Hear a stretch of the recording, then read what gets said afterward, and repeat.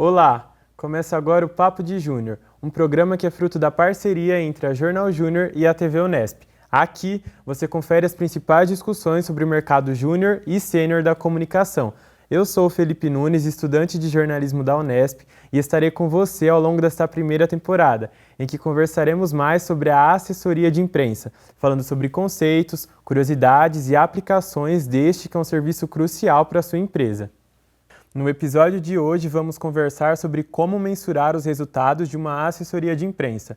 E para participar dessa conversa, contamos com a presença de Bruna Dias, diretora da Laqua Comunicação, e Gabriel Almeida Nunciato, ex-gerente de marketing da Jornal Júnior. Sejam muito bem-vindos. Obrigada, Felipe, pelo convite.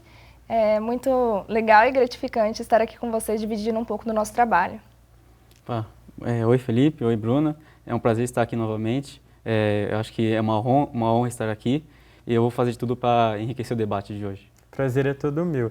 E para a gente ambientar a nossa conversa e trazer o telespectador que está lá do outro lado da tela, aqui perto da gente, sobre esse assunto, eu queria conversar com vocês primeiro sobre como mensurar as métricas da assessoria de imprensa para que ela seja cada vez mais assertiva e direta no mercado.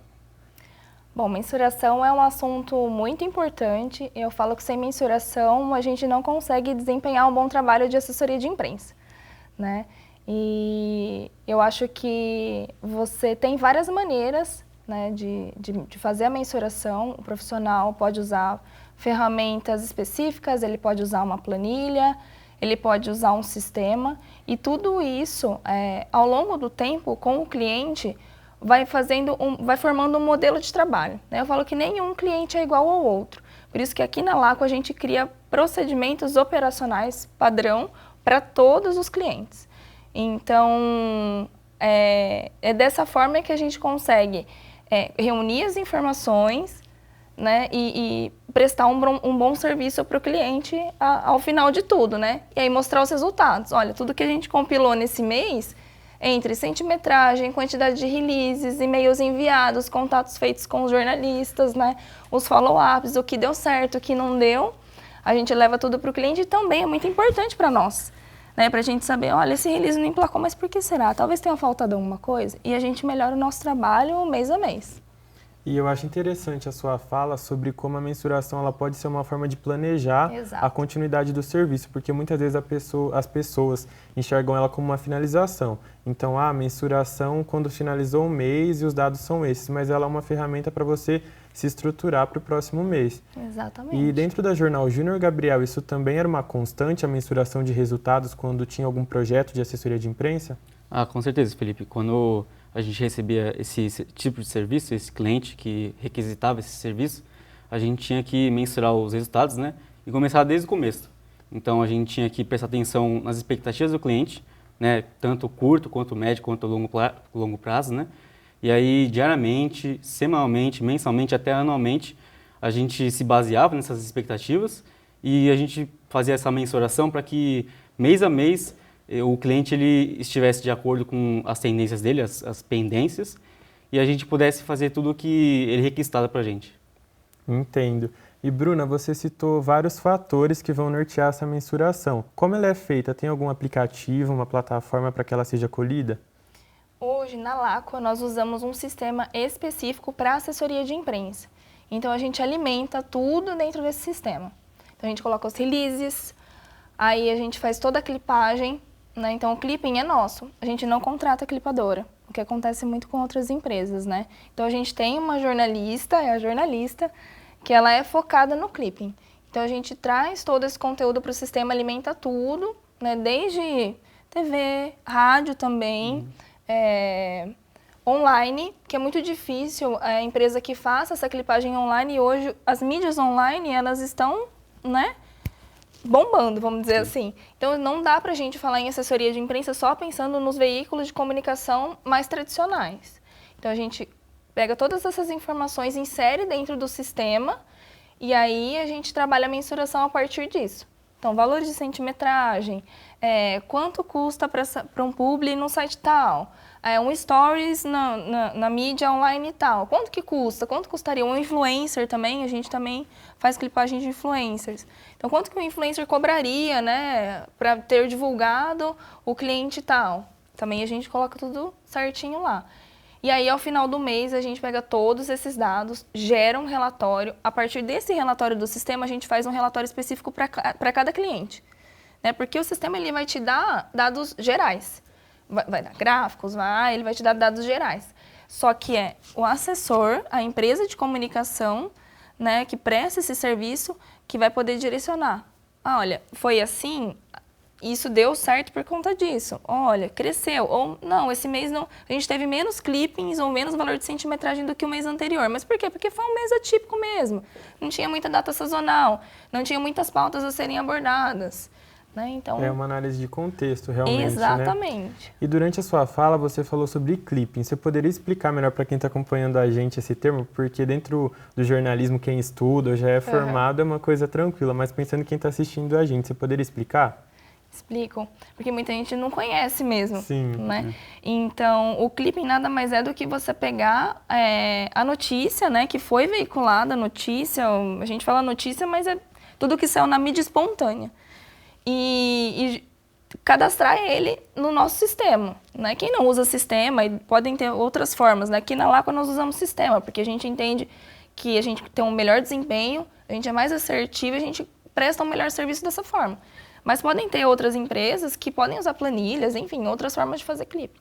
Então a gente traz esse material para dentro, no caso nosso, do nosso sistema e cadastra ele. Então a gente tem uma visão macro do que saiu, de quais veículos, né, tiveram mais mídia espontânea, representaram mais na assessoria de imprensa daquele mês, foi mais o jornal, se foi em TV, se foi revista, se foi mídia online.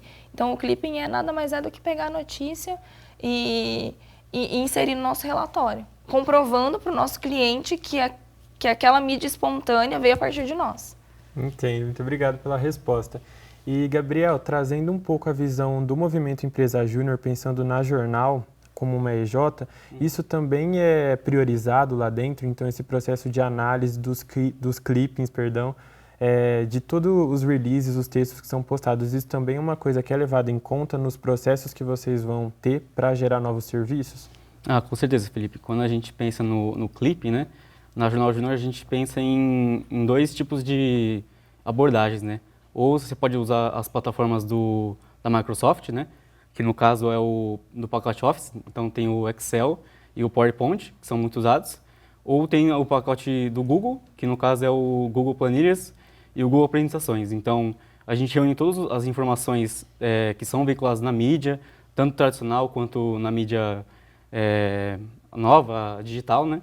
E a partir disso a gente consegue fazer essa mensuração da qualidade dessas postagens, né? Então a gente consegue ver se aquele mês foi bom ou ruim para aquela empresa, se foi um mês neutro, se as postagens e os textos publicados foram favoráveis ou desfavoráveis. Então é assim que a gente trabalha, tanto a Jornal Júnior quanto o movimento Empresa Júnior em geral. São elementos que se confrontam, né? Tanto no mercado sênior quanto no mercado júnior. E pegando um pouco do gancho da sua fala sobre personalizar o atendimento, você disse que vocês mesmos têm uma ferramenta de clipping.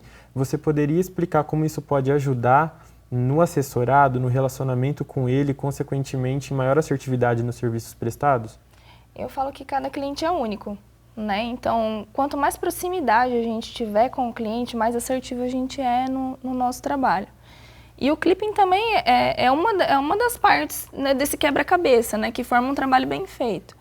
Então, a gente está sempre ali com o cliente, mostrando esses resultados, entendendo também o relatório. Olha, aconteceu isso, talvez tenha faltado, às vezes, nossa, não consegui agendar a entrevista, né? Talvez tenha faltado uma flexibilidade ali do cliente, né? A pauta estava boa, Deus do céu, faltou uma flexibilidade. Ou realmente, faltou, talvez... aquele mês foi mais atípico, então tudo isso, a gente conversando com o cliente sempre próximo, a gente vai mês a mês, eu falo mês porque é máquina, mas o contato do assessor, ele é constante.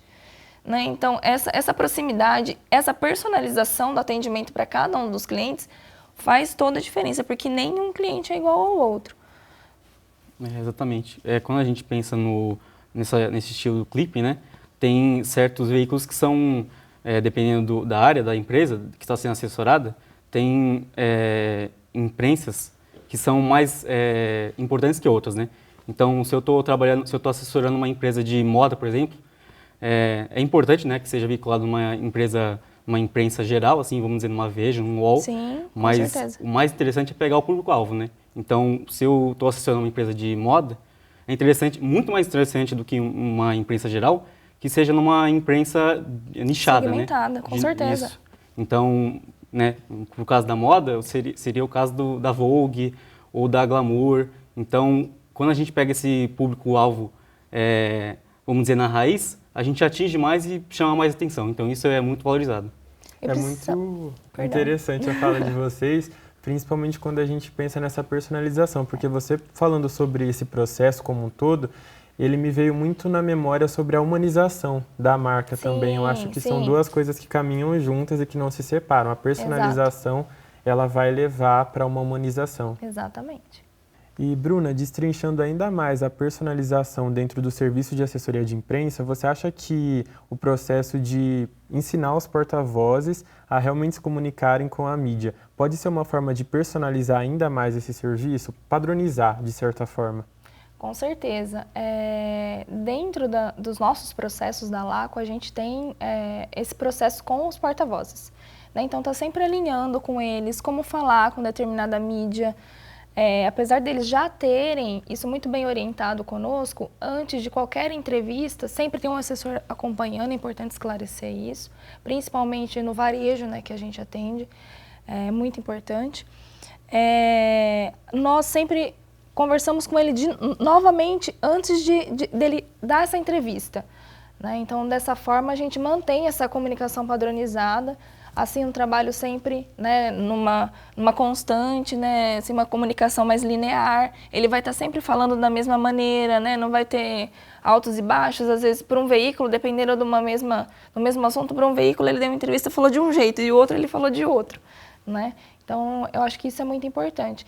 Sem contar que aqui na LACO a gente também padroniza como essa política de porta-vozes acontece, né? Então, por exemplo, as shopping centers, a gente já deixa os porta-vozes organizados, os lojistas que podem conceder entrevistas em determinados assuntos também de uma forma organizada, e tudo isso reflete no resultado melhor para o cliente.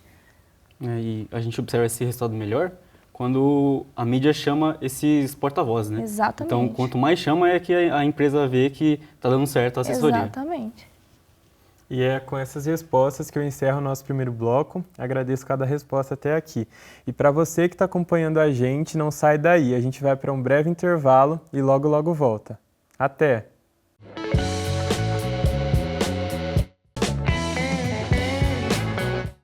O Papo de Júnior já está de volta, hoje falando sobre como mensurar os resultados de uma assessoria de imprensa. E aqui comigo eu tenho Bruna Dias e Gabriel Almeida Nunciato. Bom, pessoal, para que a gente inicie esse segundo bloco, eu gostaria que vocês falassem sobre as menções dos veículos de imprensa sobre a empresa. Elas também são uma forma de metrificar o serviço da assessoria de imprensa? Sim, são uma forma. Quanto mais esse veículo está falando sobre o nosso cliente, né, mais importante é para o nosso resultado.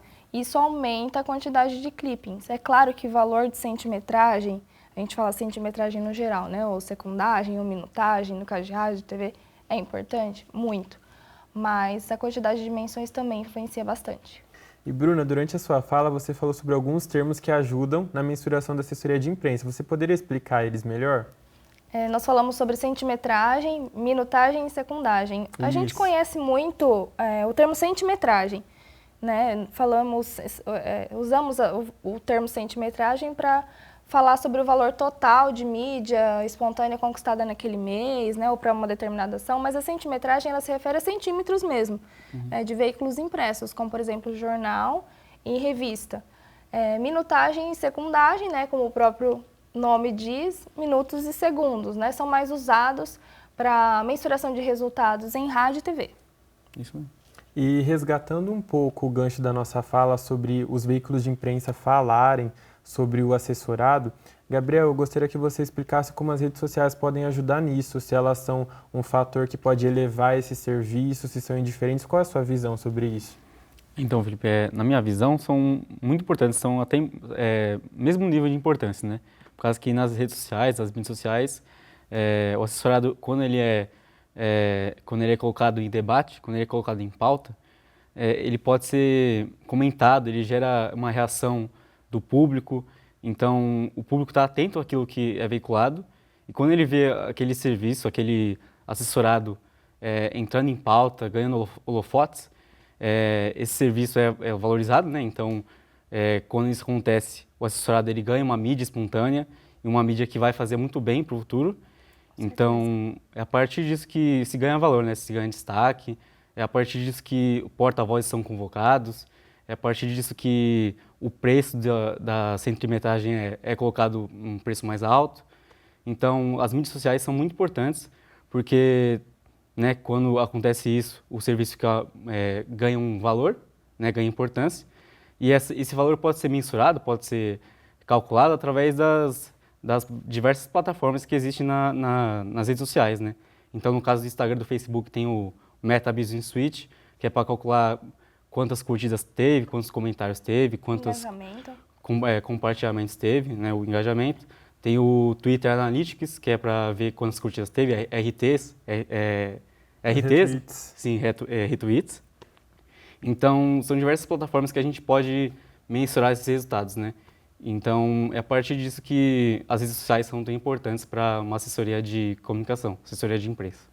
E é através desses resultados que um planejamento pode ser traçado para saber o que está dando certo e manter isso, ou para traçar outro caminho para uma coisa que talvez não seja tão vantajosa. Sim. E Bruna, pensando no pequeno e no médio empreendedor que estão na fase inicial do seu negócio, existe algum tipo de ferramenta de custo zero que pode ajudar eles a começar a mensurar esses resultados? Existe a busca mecânica, né? Que é você buscar mesmo aonde é que estão falando do seu cliente. Sim. Eu acredito que seria a única ferramenta gratuita e mais acessível, e aí o próprio pequeno e médio empreendedor encontrar seu próprio processo, né? Um processo manual. Isso, um processo mais mecânico, manual mesmo. De pesquisa, coleta de dados. Exatamente. E, Gabriel, pensando sobre as mudanças que a assessoria de imprensa teve, você enxerga alguma técnica que hoje não faz mais tanto sentido estar incorporada dentro do serviço da assessoria de imprensa? Então, Felipe, essa pergunta é muito difícil, vou confessar para você, né? Por causa que, quando a gente pensa na era digital e na era analógica, tem diversos mecanismos, diversas técnicas que podem ser reutilizadas. Então, enfim, é uma pergunta muito difícil, porque cada cliente ele vai ver o que vai ser ideal para ele mensurar e utilizar. Então, é uma pergunta que, enfim, requer toda uma análise, toda uma contextualização, vai de cliente para cliente. Eu concordo. Eu acho que a gente está em constante evolução, né? O trabalho de assessoria de imprensa e as mídias. Tudo está se modificando e se atualizando o tempo todo. Sim. Mas isso não significa que não podemos usar alguma técnica um pouco mais antiga ou até aprimorar ela e trazer para os dias de hoje, né? Sempre pensando em melhorar o nosso trabalho de assessoria e levar resultados melhores para os nossos clientes. Eu acho que é um processo de autorreflexão. A gente não faz assessoria de imprensa hoje como a gente fazia 5 anos atrás. Isso, com certeza não vamos fazer assessoria de imprensa 5 anos no futuro da forma que a gente faz hoje. Exatamente. Então, eu acho que é esse processo de evolução. E seguindo essa linha de evolução, vocês acreditam que as ferramentas que têm automação podem ajudar e facilitar o trabalho do assessor de imprensa? Bastante, bastante. Hoje, eu falo que a gente ganha agilidade e assertividade, né? Já comentei aqui antes, né, que nós usamos sistemas, né, na Laqua. Então, a gente tem monitoramento automático de palavras-chave e o sistema também faz uma busca a partir dos releases que nós cadastramos lá. É claro que isso não vai chegar de uma forma bruta para nós e cabe ao assessor que cuida de determinado cliente, ou assessor ou os assessores, né, lapidarem isso e melhorarem a mensuração. Mas facilita muito, ajuda muito, a gente ganha muito em tempo e assertividade.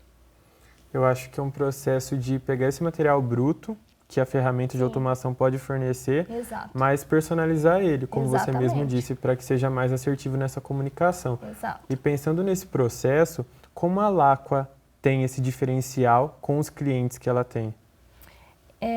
justamente como eu já comentei antes, né? Nós criamos processos para cada um de nossos clientes, o tempo todo. E eu falo que o procedimento operacional padrão da nossa empresa, eu trabalho com ele aberto todos os dias, né? Então, acontecem situações o tempo todo, não necessariamente gestões de crise, né? Mas situações que mostram, olha, isso aqui a gente pode melhorar para uma próxima, né? Então, eu acho que você ter processos é uma forma de você ser mais organizado, né? A empresa ser mais organizado, o assessor ser mais organizado, novamente, sermos mais assertivos e com melhores resultados.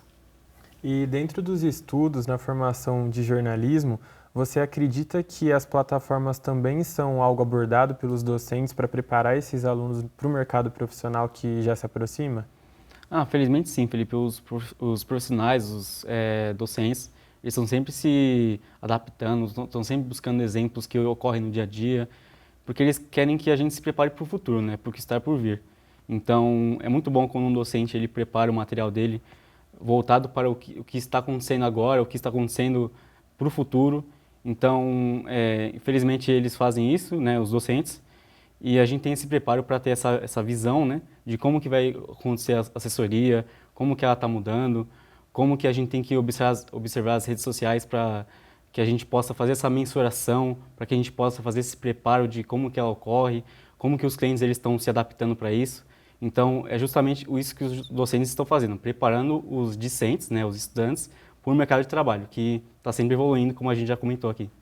Entendo. E saindo um pouco desse campo teórico e acadêmico, Bruna, você acha que a atividade, os estágios, os projetos que esses alunos podem fazer e os trabalhos vão ser os lugares em que eles vão conseguir criar essas habilidades tão importantes para o assessor de imprensa?